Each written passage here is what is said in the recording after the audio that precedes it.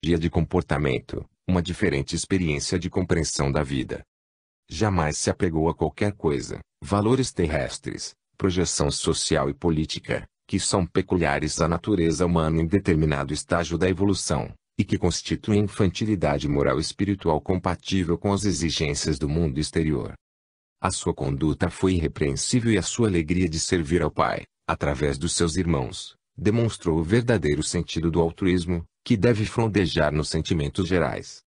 É tão extraordinária a figura psicológica de Jesus homem que ele não se repetia, não se permitia redundâncias, monotonias, sendo um incansável conquistador de novas experiências iluminativas para os discípulos, utilizando-se da didática maêtica, sempre encorajando todos ao autocrescimento e tornando-se modelo sem aparência presunçosa e humilhante, em face da afabilidade e simplicidade com que se conduzia.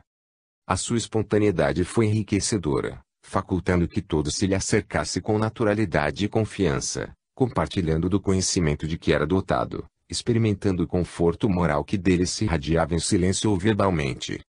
Toda sua existência foi uma sinfonia profunda de amor, que se alcançou aos extremos da caridade total por identificar no ego das criaturas o adversário soez e extravagante, responsável pelas desídias, pelo inconformismo, pelas ambições desnaturadas que, levadas ao extremo, fomentam as guerras e geram os infortúnios que vêm atravessando os tempos. Enquanto o egoísmo conspira contra a caridade, esta-lhe é a terapia eficiente, única de que dispõe a vida para desenvolver os sentimentos de fraternidade e de justiça entre os homens. À medida que o ser humano adquira conhecimento e desenvolva o sentimento de dignificação, o egoísmo cederá passo a uma nova mentalidade psicológica e comportamental, portadora de saúde tanto quanto de enriquecimento emocional para captar a felicidade a que todos aspiram. Nunca será demasiado esperar-se que esse sentimento de caridade tenha início nimo e se espraie alterando a paisagem terrestre, sem esperar que outrem o faça, o que pode representar um mecanismo egóico de transferência de oportunidade e de realização. Quando um homem se impregna do sentimento de amor sem jaça, naturalmente sintoniza com o psiquismo do homem Jesus, passando a receber-lhe a inspiração, ao tempo em que afluem emoções incomuns que se caracterizam pela alegria de viver e de agir. A caridade proporciona a segurança social, respeito pela natureza em todas as suas expressões, motivação para uma vida engrandecida. Ela expressa como nenhuma outra proposta transformadora a lei de amor, que é a alma da vida.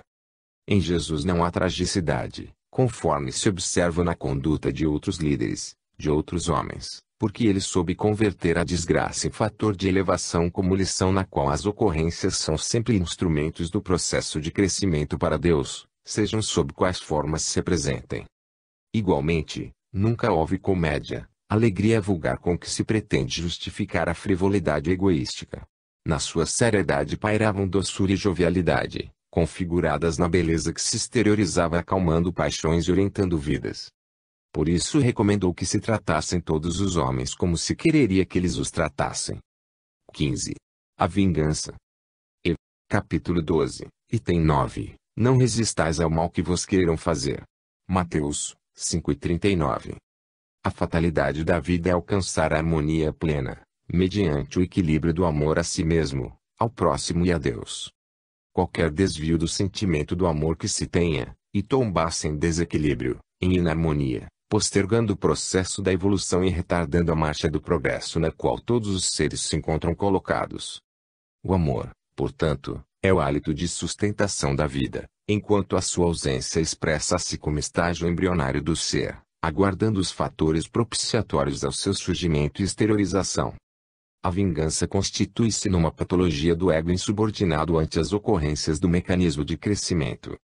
Nem sempre todas as ocorrências podem ser favoráveis, e, não poucas vezes, surgem fenômenos perturbadores pela agressividade, por meio do desvio de conduta, através do erro, mediante a ação indébita, que geram reações profundamente infelizes, que se convertem em anseio de vingança como recurso de liberação do ódio, que é a mais grave enfermidade da alma. O ódio envenena os sentimentos e entorpece a razão. Dando vitalidade à vingança, conduz a transtornos comportamentais mórbidos de recuperação difícil. Na sua condição humana entre os homens pigmeus que o detestavam, Jesus enfrentou as suas agressões e diatribes, sem permitir-se vincular-se-lhes por meio do ressentimento, menos do ódio, jamais por qualquer expressão de vingança.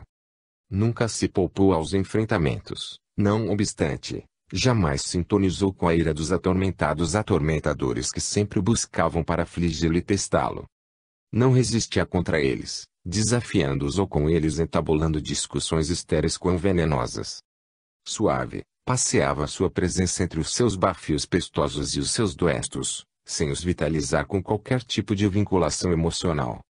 Agia, incorruptível, mantendo a serenidade, enquanto eles blasfemavam e espumavam, iracundos, ferozes. O mundo dos homens é também a paisagem dos desenfreios morais, da vulgaridade e das ânsias do primarismo. O homem Jesus jamais se perturbava com aqueles que o buscavam para pleitear uma postura igual ou superior à dele. Não vivesse a sua humanidade e fosse somente angelical, estaria fraudando a confiança daqueles que se lhe entregavam, por ser diferente, destituído de sentimentos tanto quanto de vulnerabilidade. A sua superioridade fora conquistada através de experiências multifárias e se expressava natural, porque vitoriosa aos embates antes travados. Oferecer o outro lado, quando se é esbofeteado na face, é quase inverossímil para a cultura ocidental, acostumada ao revide pela honra, ao duelo, com armas no passado, verbal em todos os tempos, através da justiça igualmente em todas as épocas. Ele demonstrou que era possível fazê-lo, e viveu a experiência pessoal. Trata-se, à luz da psicologia profunda, de provar que o bem é mais forte do que o mal, que a não-violência é o antídoto para a ferocidade, a paciência é o remédio para a irritação, a esperança é o recurso para o desalento. Não poucos estudiosos das narrações neotestamentárias recusam o postulado que se encontra exarado no texto em torno do não resistais ao mal que vos queiram fazer, encontrando justificativas de ordem ética e de lógica, em postura ariana de vigor comportamental. Outros tantos renegam a proposta do oferecimento da outra face, após a injúria agressiva não posta, em razão da estrutura psicológica de preservação da dignidade pessoal. Merecem consideração e reflexão. Entretanto, ele desejou expressar exatamente a coragem para enfrentar o mal equipado pelo bem, enriquecido pelo amor, desarmado de sentimentos morbosos de vingança, sem o elixir do ódio ou sustentar a inferioridade evolutiva. Essa atitude de Jesus é varonil, mais forte do que a belicosidade dos militares preparados para destruir. O não matar, o não ser violento, constitui o mais grandioso desafio cultural e emocional que a criatura humana pode experimentar. Em contrapartida, as suas enérgicas palavras a respeito da hipocrisia dos fariseus e das questiúnculas dos insensatos saduceus, a conduta reprochável dos hipócritas e a tibieza dos fracos, sempre mereceram referências enérgicas e elucidações vigorosas sobre as consequências que acarretariam para aqueles que assim agissem, apresentando outro ângulo moral de sua vida. Ele não o dizia com ira ou paixão morbífica, mas com a autoridade de quem conhecia a lei de causa e efeito, da qual ninguém se cime, estando todos os seres incursos nesse fundamento da natureza. A sua humanidade não era tíbia, antes vigorosa, compassiva e ativa, sem o que jamais lograria desenvolver o programa espiritualizante a que se entregava em relação aos homens, seus irmãos. Duas expressões aparentemente opostas se mesclavam no caráter do homem Jesus. Não resistir ao mal, a fim de não vitalizar a escravidão aos instintos inferiores, primários, que dirigem as criaturas não espiritualizadas, não elevadas. Afirmar o bem e exercer a coragem para sofrer as consequências da opção elegida, como forma de superar a voragem do desespero e o desregramento de conduta que assolam em todos os tempos e culturas.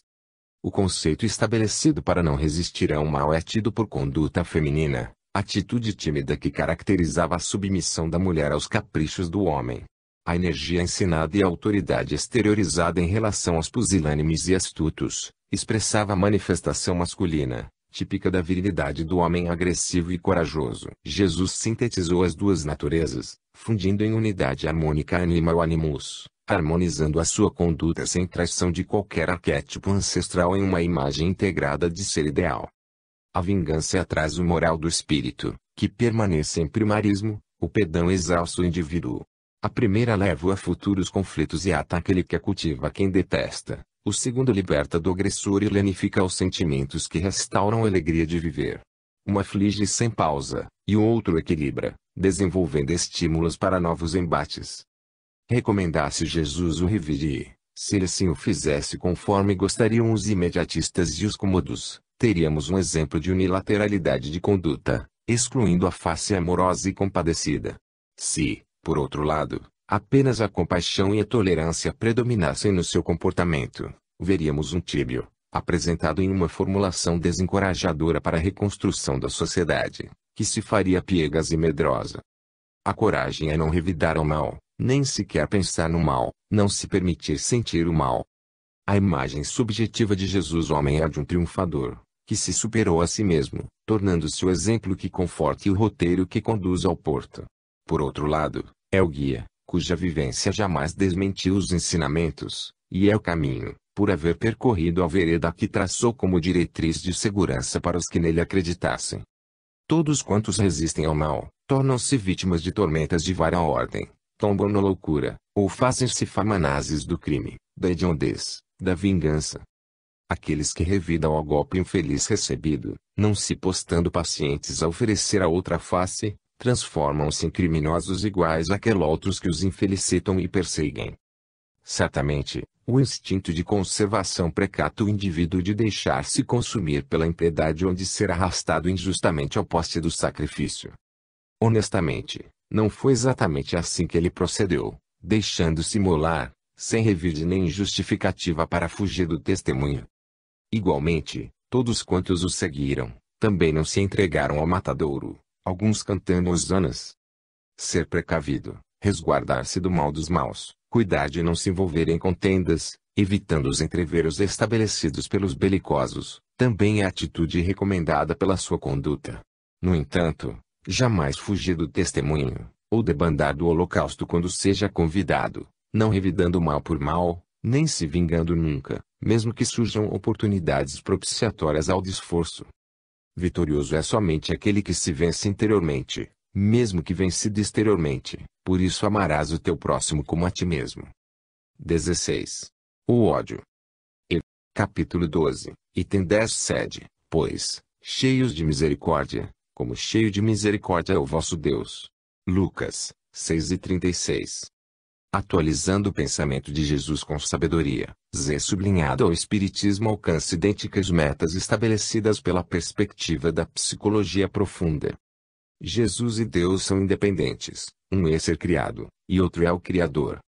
A ultrapassada ortodoxia teológica responsável pela composição do Filho-Pai, tornando-o incausado, atropela a lógica e a ética mais elementares, que não encontram respaldo nas narrações neotestamentárias. A grande sombra coletiva que pairava sobre Israel e, por extensão, por sobre toda a humanidade, decorrente ou responsável pelas ambições desmedidas do personalismo individual e generalizado, ressuscitou a mitologia arquetípica primitiva, atribuindo ao homem a perfeição absoluta de Deus, distanciando-o, dessa forma, do entendimento e da aceitação possíveis, por parte daqueles que o desejavam seguir, tocados pelas lições da sua palavra e da sua vivência. Na excelsitude dessa sua incausalidade, infinitamente distanciada da condição de humanidade, tornaria todo o apostolado impossível de ser tornado realidade, porque os homens necessitados de renovação encontravam-se mergulhados na escuridão, retidos no seu lado escuro, não tendo como entendê-lo, e, menos ainda, não dispondo de qualquer possibilidade de alcançá-lo. Como, porém, ele lutou com austeridade e conviveu com os problemas vigentes, estabelecendo novos critérios fundamentados no amor, delineando mudanças imediatas de costumes e condutas, tornou-se acessível, provocando, incontinente, as reações previsíveis daqueles que viviam das migalhas sociais, econômicas e políticas, repudiando e tramando para assassiná-lo, conforme se consumou, passo a passo, na hediondez do primitivismo de consciência em que se encontravam. Humano, ele lamentou a selvageria do ódio, de que se utilizaram os adversários, não apenas dele, senão de tudo quanto de renovador e unificável ele representava e difundia. Matar Jesus significava, no inconsciente coletivo de então, assassinar os conflitos que as aspirações de beleza e de imortalidade ameaçavam no self, assim aniquilando ou pretendendo fazê-lo em relação ao subst, interpretado como a imagem de Deus no homem. O ódio é remanescente vigoroso das mais sórdidas paixões do primarismo aselvajado, que permanece em luta titânica com a razão e o sentimento de amor inato em todos os seres. Morbo pestífero, somente desaparece mediante a terapia do amor incondicional, que o dilui, porquanto se enfrentam no mesmo campo de batalha, que é a consciência.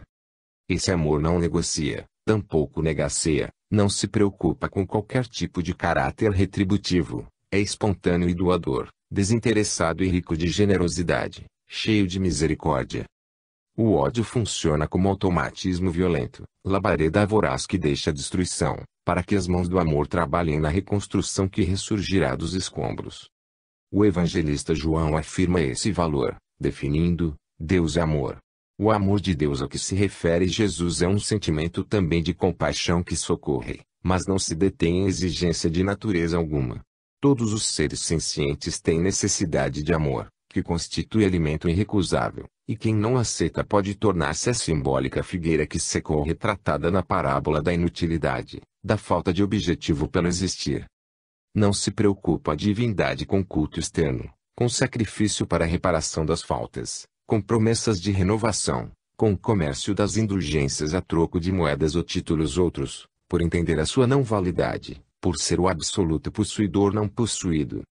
A aceitação desse amor unge de bênçãos, vincula a criatura ao seu Criador, estabelecendo comunhão benfazeja capaz de superar os desafios e alcançar autorrealização. Em um período de violência e vilania como aquele, no qual ele viveu, não muito diverso da atualidade, embora as suas incomparáveis conquistas de variada ordem, a condição de ser humano era um risco, porquanto seu valor irrisório era semelhante ao de uma limária de carga, especialmente se pertencente às classes menos favorecidas, sem dinheiro, sem projeção social, destituído de destaque político. Jesus rompeu o convencional e inaugurou um especial compromisso com a vida, o amor do misericórdia. A sombra coletiva de Israel não podia entendê-lo, e ele o sabia, mas se tornava urgente lançar as bases e as balizas do reino de Deus, preparando os dias do futuro. Assim, pouco importava o tributo que o homem Jesus teria que pagar para a fundação da era nova entre os demais homens.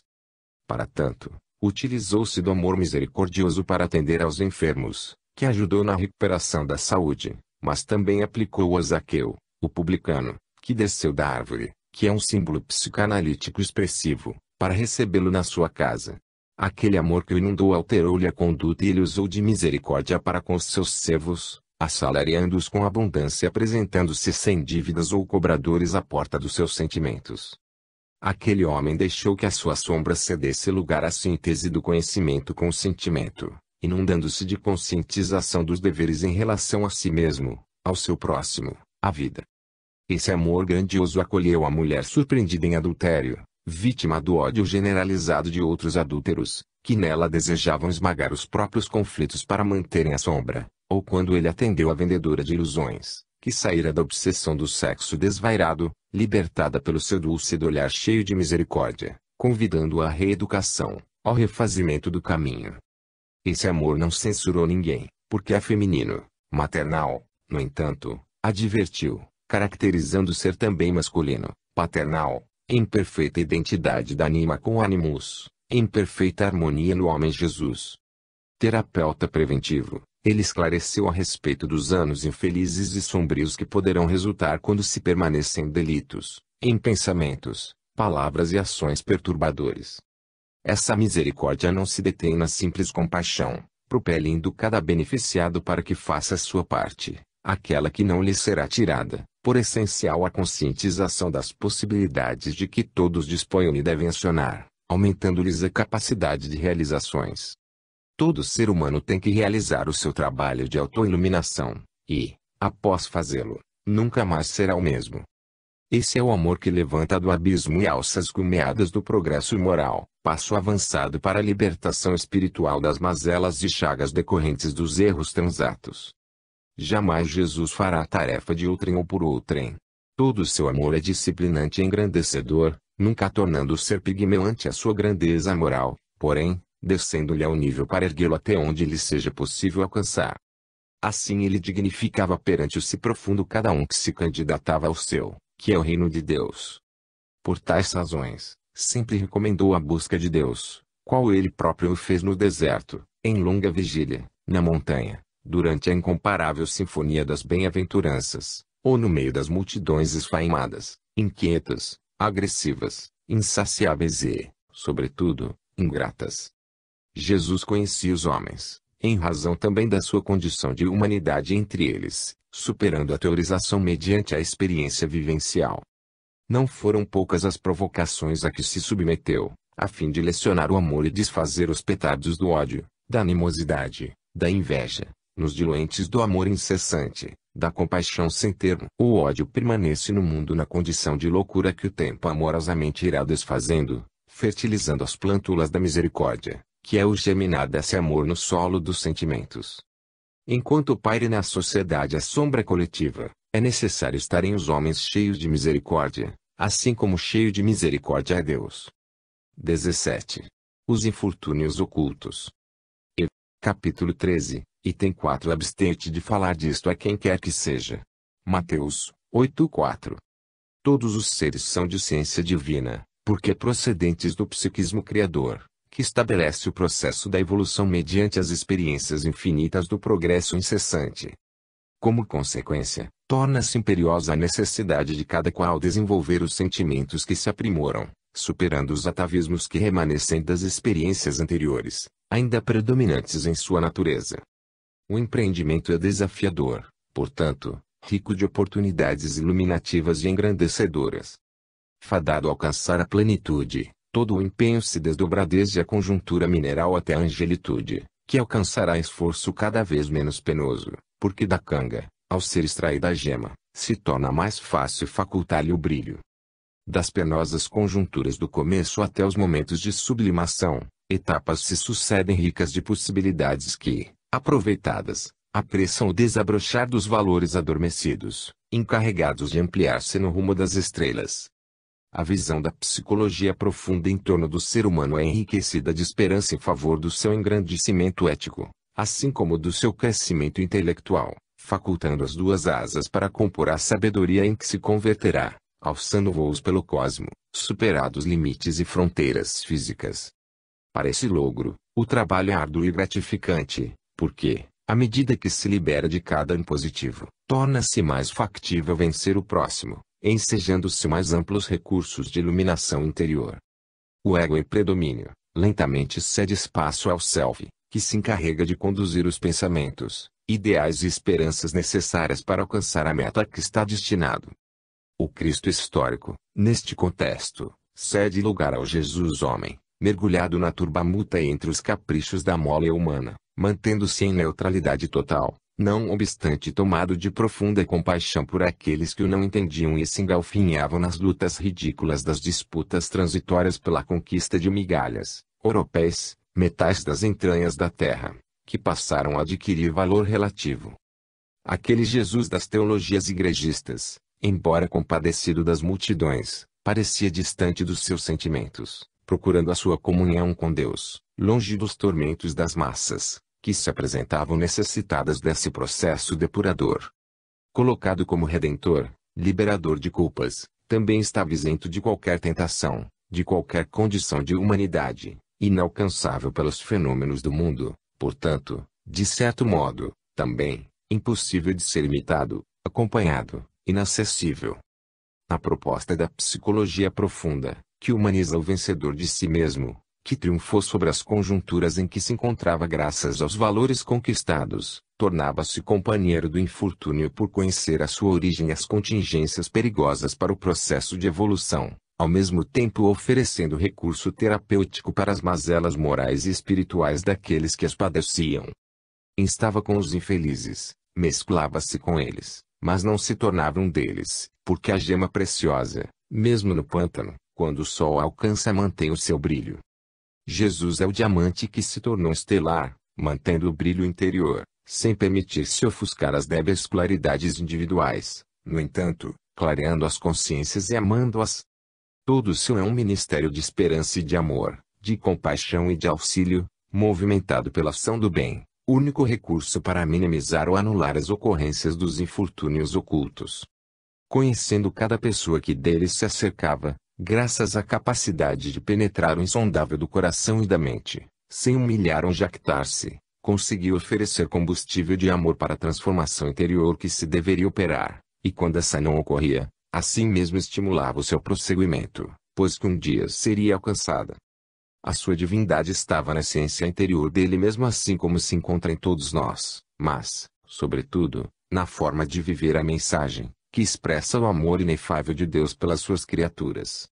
Fossem conforme se apresentassem as calamidades físicas, morais, políticas, econômicas, os infortúnios de qualquer expressão, ele se utilizava da caridade misericordiosa, entendendo a angústia e a aflição, procurando remediar, quando não as devesse eliminar, porque delas poderiam resultar abençoados frutos para o porvir de cada qual. Quantos desastres ocultos, quantos desalinhos que não chegavam a ser conhecidos, porém, foram identificados pela sua superior qualidade espiritual. Silenciosa ou verbalmente, contribuía para que tudo se resolvesse, sem pedir que o paciente ou a vítima oferecesse a sua contribuição de esforço e sacrifício, a fim de crescer e aprender a construir o bem em si mesmo, sem permitir-se elogios, gratidões ou aplausos, que sempre os desconsiderou. Abstente de falar disto a quem quer que seja. Impôs ao anciano recém-curado, para evitar as louvaminhas e exaltações das multidões frívolas e interesseiras, mas aduziu: vai mostrar-te aos sacerdotes e oferece o dom prescrito por Moisés, a fim de que lhes sirva de prova. Não se opunha às prescrições, embora não lhes desse importância, no entanto, não criava embaraços ao comportamento da humana justiça nem da sociedade de então, farisaica e formalista. Arrancando as pústulas em decomposição orgânica, por intermédio da renovação celular, propunha a profunda mudança de atitude mental e moral do paciente, para que os campos vibratórios modeladores da forma mantivessem o ritmo de equilíbrio e para a preservação da harmonia dos órgãos. Igualmente induzia ao respeito pelo que estava estabelecido, de modo que educasse o indivíduo para viver dignamente no grupamento social em que se encontrava. O seu lado humano exigia que a comunidade vivesse em equilíbrio emocional vinculado aos seus estatutos legais. A caridade não arrosta consequências da insubordinação, do desrespeito, da agressão ao status quo, antes ilumina-o, contribui para sua renovação incessante, por ser semelhante à luz que dilui trevas sem alarde nem violência. A ausência de ostentação em todo o seu ministério é a demonstração da sua humildade e da sua humanidade, direcionando para Deus todos os feitos, todos os resultados felizes dos empreendimentos realizados. Ninguém se pode escusar de atender aos infortúnios ocultos, conforme ele o fez. Quem é falto de um sentimento de compaixão ou de misericórdia em relação ao trem, que foi colhido pelos vendavais da amargura, da desesperação ou tombou nas malhas da loucura, do abandono, da solidão. Ante o dia e a noite ricos de promessas e realizações, quem se pode considerar, humano que é, órfão de ar, de luz, de esperança, de bondade, em um mundo rico de beleza e de oportunidades enriquecedoras? Os infortúnios ocultos encontram-se em todos os seres humanos, sem qualquer exceção. Dissimulados, escondidos, ignorados, eles são as presenças apelos da vida para o crescimento interior, ao esforço para alcançar os patamares da paz e da alegria perfeita. Sem o seu concurso todos se contentariam com as paisagens menos belas da névoa carnal, não aspirando à ascensão nem à imortalidade. A humanidade de Jesus está muito bem delineada na parábola do bom samaritano, exemplo máximo de solidariedade, de elevação de sentimentos, de caridade. Como ele próprio fazia. Por isso, não é importante alguém apenas confessar-se crente em Jesus ou não, mas imitá-lo, em razão do que ele inspira, do sentido e significado da sua existência na terra e da sua passagem entre as criaturas, quando do seu apostolado de amor, exarado nos seus feitos e nos seus não feitos. Nesse contexto, ele deixa de ser o símbolo Jesus, distante, irreal e complacente, para tornar-se o dinâmico Jesus homem de todos os momentos do caminho dos homens, instruindo-os, renovando-os, soerguendo-os e aguardando-os pacientemente. O homem moderno necessita ouvir Jesus com os olhos. Sentir os exemplos que ressumam da sua história e que estão ressuscitados nos seus seguidores, que procuram fazer conforme ele realizava na direção do alvo essencial, que é a libertação das paixões constritoras que remanescem no egotismo da natureza animal, transformando-se em realidade espiritual. 18. A beneficência. Capítulo 13, item 11. Tende cuidado em não praticar as boas obras diante dos homens. Mateus 6:1. A beneficência, ou a ciência de bem fazer, a arte da ação do bem é, do ponto de vista da psicologia profunda, o compromisso de humanidade para com as criaturas no seu sentido mais elevado. Enunciando o postulado em torno da prática das boas ações distante dos olhos dos homens, Jesus igualmente humanizou-se, ensinando sobre o anonimato quando a serviço do bem, em face da condição tormentosa que tipifica os indivíduos.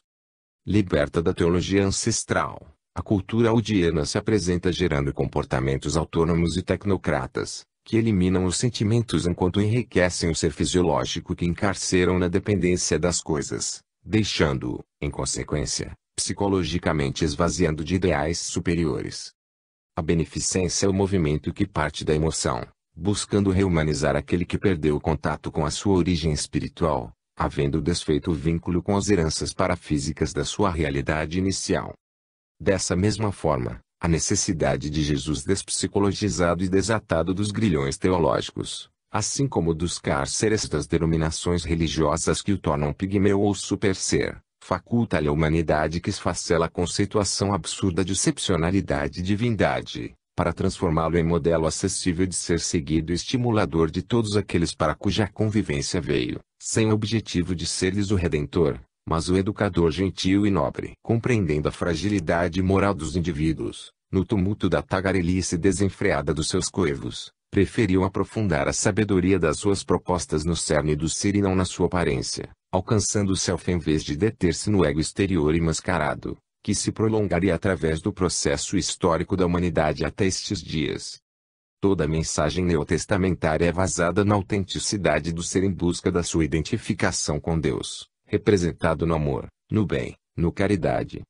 Toda e qualquer expressão de exterioridade dele recebia o reproche, considerando que o homem é espírito, momentaneamente mergulhado na cela do organismo físico, que se apresenta como limite e impedimento para a liberdade total em torno da compreensão plena da sua realidade. A cristologia convencional e ancestral é uma estreita visão teológica que a psicologia profunda desconsidera, por discordar da sua divindade, da sua especificidade única, em detrimento de toda a humanidade, para facultar o engrandecimento de Jesus, o homem pleno, realizador harmônico do seu animus com a sua anima, perfeitamente identificado com o eu profundo, que desvelava em todos os momentos, jamais assumindo posturas incompatíveis com os conteúdos das lições vivas que ministrava. Homem que perscrutava o âmago do ser com a visão penetrante do amor, cuidou sempre de ensinar a autoiluminação, para diluir toda a sombra da ignorância em que se encontra mergulhado o indivíduo nesta fase do seu cometimento evolutivo. Não havia para esse autoconhecimento recurso melhor e mais oportuno do que a beneficência, que se expressa mediante o anonimato das ações dignificantes, de forma que a sua prática não recebe o prêmio da gratidão do beneficiado, nem o reconhecimento do grupo social, oferecendo mecanismos de exaltação da persona, que se rejubila com as homenagens, dificultando ao eu superior planificar-se em Deus, por haver fluído a recompensa ao orgulho e à vaidade através da glorificação dos feitos. A alegria de oferecer desatrela as paixões servis que propelem a receber mais, anulando-as com as inefáveis emoções da autossuperação, que é o passo inicial para a descoberta da excelência de servir. Esse sentido de humanismo, que se converte em humanitarismo, produz a sintonia com a beneficência real, ao contribuir com o pão para o esfaimado, ou o medicamento para o enfermo, sobretudo, porém, mediante a gentileza, a afabilidade, a compaixão em relação ao seu próximo, por meio da educação, do conforto moral aos padecentes, do esclarecimento libertador a todos que ignoram as verdades morais e espirituais da vida. Essa beneficência deixa de ser uma virtude metafísica para tornar-se uma conquista intelecto-moral, que dinamiza os valores éticos e espirituais sem desumanizar o ser, antes tornado irreal, divinal. Jesus viveu a beneficência total, apresentando sua vida como um arquipélago de luz, libertadora da estupidez e do desconhecimento dos valores existenciais, de forma que socorria as necessidades visíveis e aquelas não percebidas exteriormente, porque mais significativas da alma, atendendo ao que se lhe solicitava, mas, principalmente, ao que não era sentido, no entanto, de relevante importância para a felicidade do paciente, que só ele detectava. Do ponto de vista da psicologia profunda, essa ação é de atualidade para todos os indivíduos dos nossos dias, particularmente os jovens desacesados, decepcionados, esquecidos pela cultura egoísta que medra em abundância nos grupamentos sociais, abandonados nas suas aspirações mais legítimas, porque lhes permite compreender os objetivos de amar pelo prazer de fazê-lo e socorrer por impulso emocional de contribuir em favor de um futuro contexto humano menos enfermiço e egóico. Os adultos, operários, camponeses, excluídos, pessoas simples e modestas, destituídos de maior cultura, afinal, para quem ele viera, encontram, nesse Jesus, o companheiro para suas horas de lutas e de sofrimentos, que comparte com eles as suas dores e necessidades, as injustiças que padecem, ao tempo que lhes oferece ânimo e valor moral para que prossigam lutando e superando as infames pressões que lhes impõem os poderosos indiferentes dos seus destinos. Os livres pensadores também identificam esse homem que não fundou seita ou crença, mas que abraçou todos os indivíduos como irmãos, sem distinção de raça ou de nação, afável com as criancinhas e misericordioso com os criminosos, tanto quanto compassivo e paciente com os idosos, enfermos, infelizes. Ele falou a linguagem das massas, em vez do ininteligível idioma da sofisticação e do desconhecimento, silenciando mais do que verbalizando enquanto ajudava, de modo a ser aceito pela grandeza moral do seu entendimento a todas as ocorrências e situações. Os jovens que ontem, sem objetivos essenciais para a vida, se atiraram deslocados em fugas coletivas, abandonando as imposições castradoras das religiões e da sociedade servil aos interesses mais hediondos, dos quais sacava valiosa remuneração, deixaram-se vencer pelo autoabandono, buscando iluminação como transferência de metas existenciais, incompreensível fenômeno reagente à escatologia do homem-deus indiferente aos seus problemas, às suas aspirações, que se não submetiam aos escorchantes padrões da intolerância nem do puritanismo.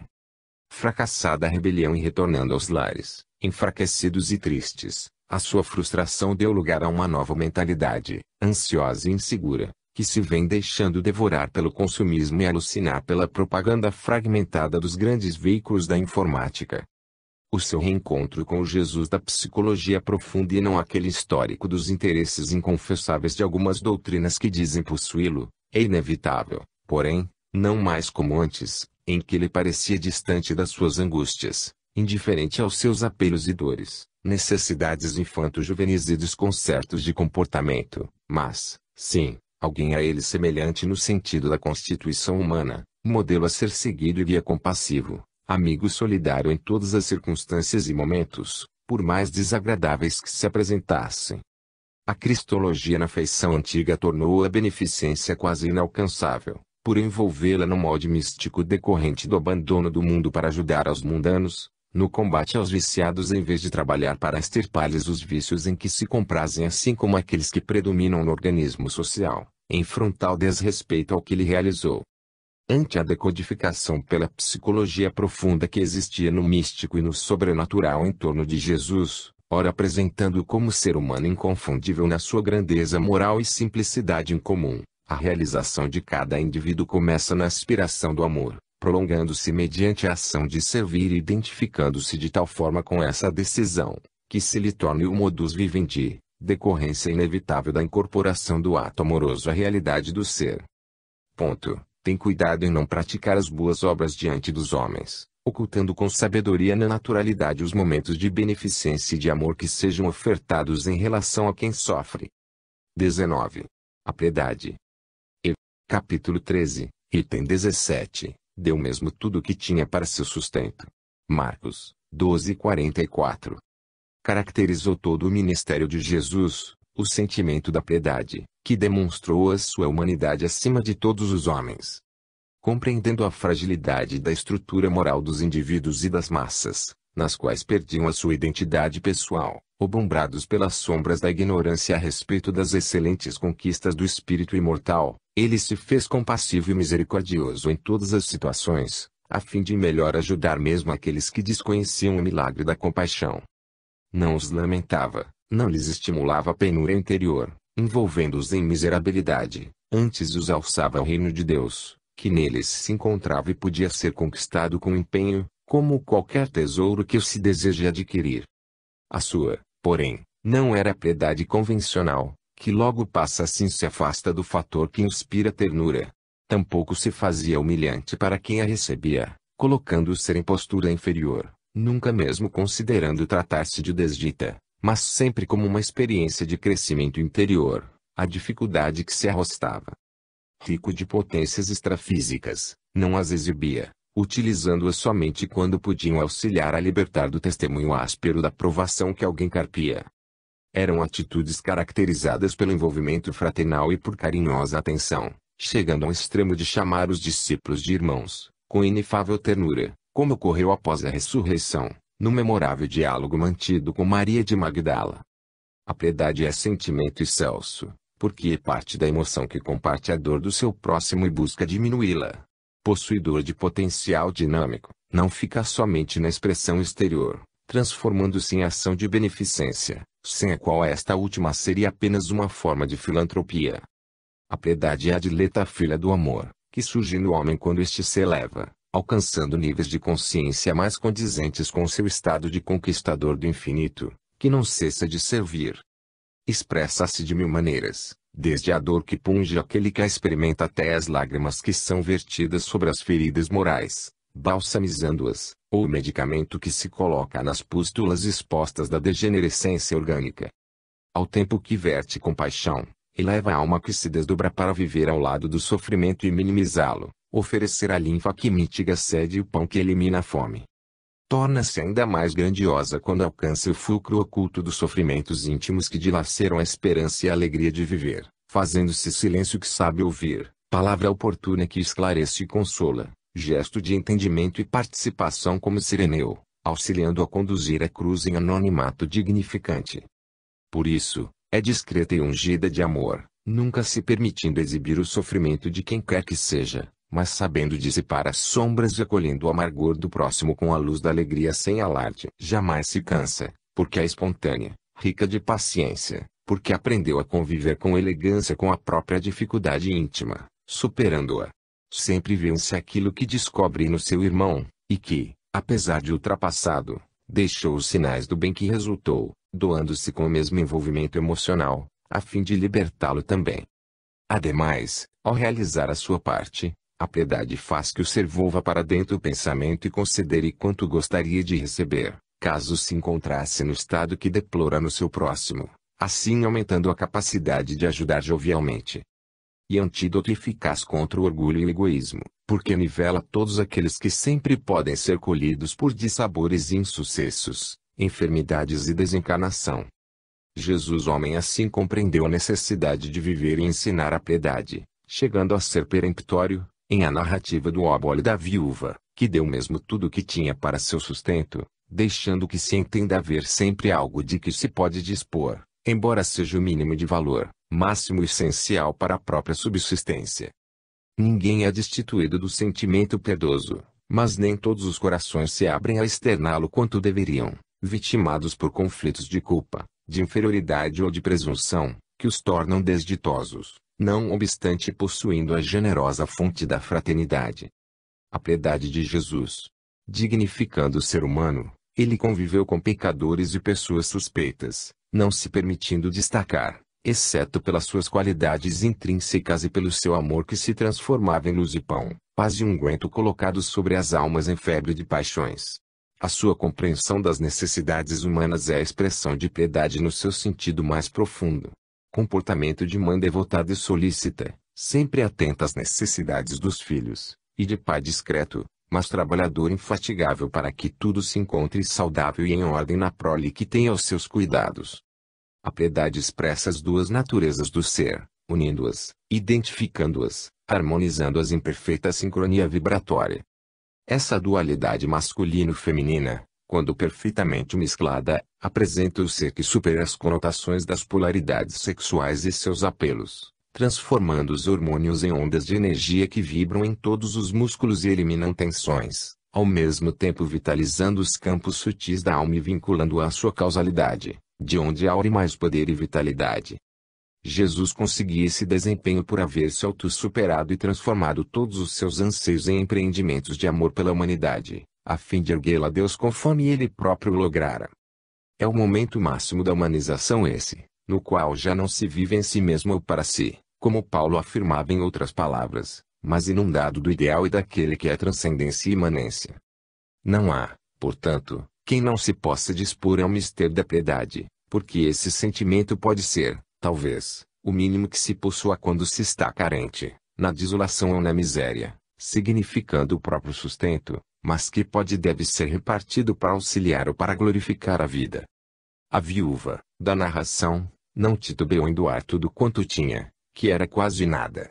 Mas a sua foi a dádiva mais expressiva, porquanto os outros haviam dado o que lhes não fazia falta, ou por ostentação, por orgulho, já que teria mesmo que os deixar na terra, quando a morte os convidasse ao retorno. Isto porque, à luz da psicologia profunda, ela compreendeu que também era ser humano, que fazia parte da comunidade, viúva, mas não extinta, que vibrava desejando que a sociedade se mantivesse nos níveis aceitáveis para tornar os relacionamentos interpessoais dignos, tornando-se necessária também a sua cota, por menor que fosse, e então ofereceu tudo de que dispunha. Estar vivo é participar do movimento humano, não obstaculizar a marcha do progresso, contribuir com o seu quinhão, por mínimo que se apresente.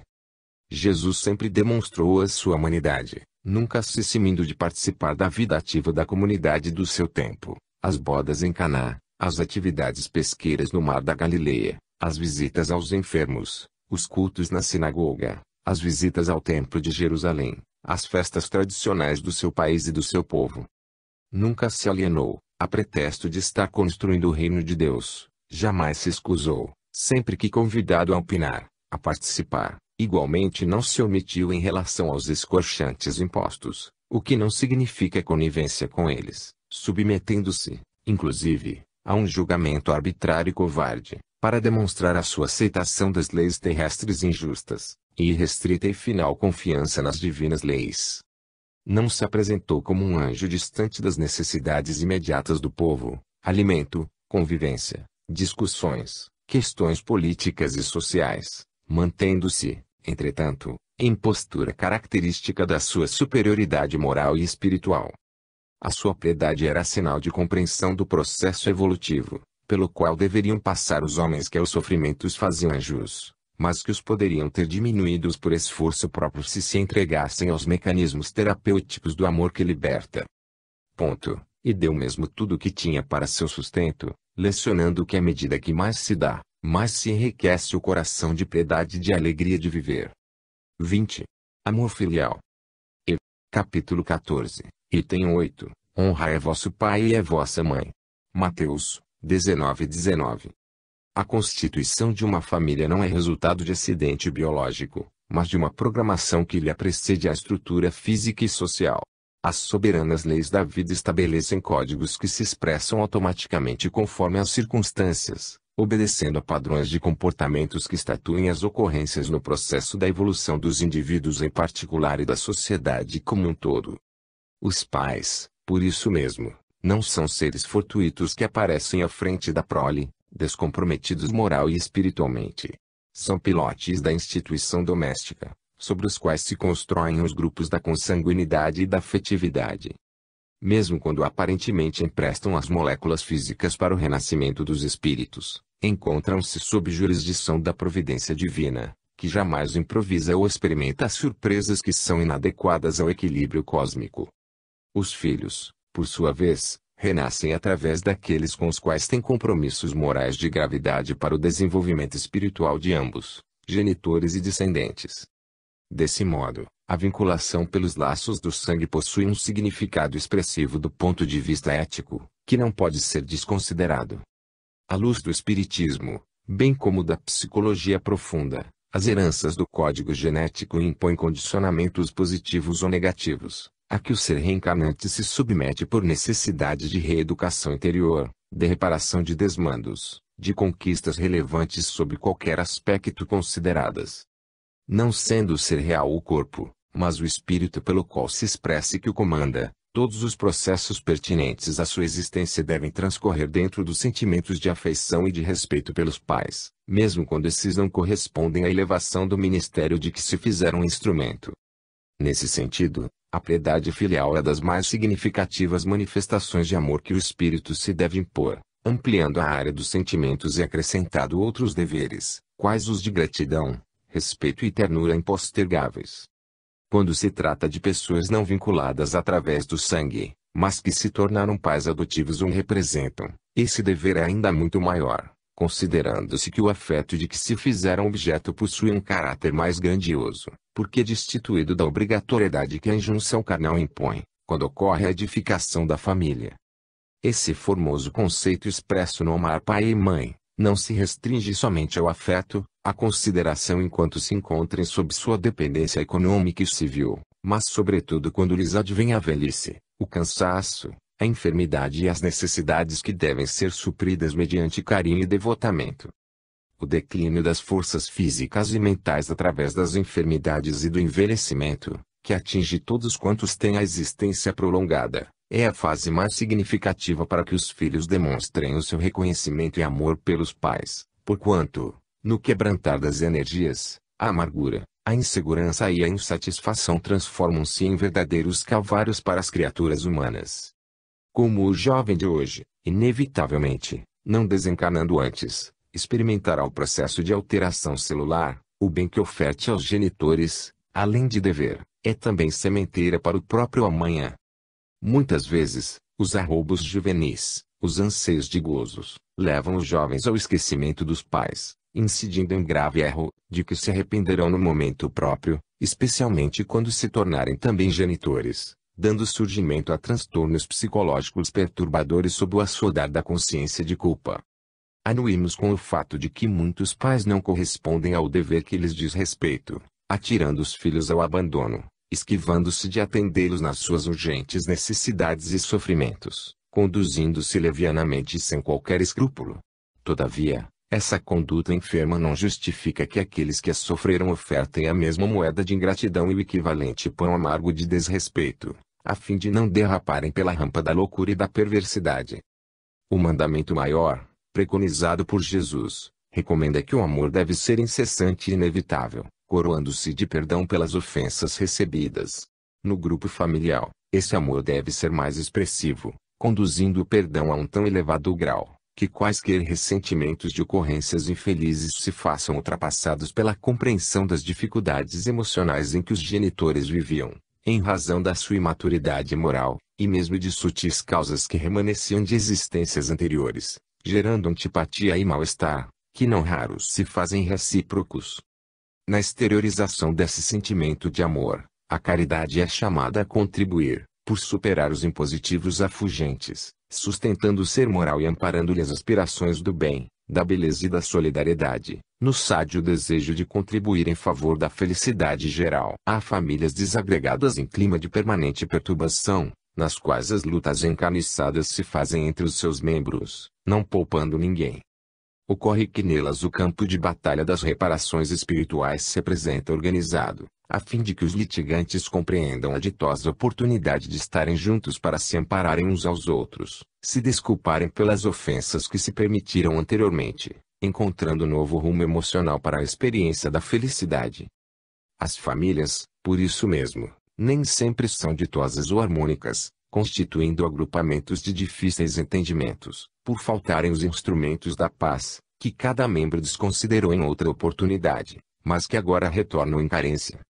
Assim sendo, cada espírito renasce, não no grupo da própria afetividade entre corações generosos e dignos, mas no clã onde tem necessidade de aprimorar-se pela paciência, pela resignação, pelo silêncio e pela bondade, preparando-se para o enfrentamento com os demais grupos sociais nos quais deve desenvolver os objetivos superiores da existência.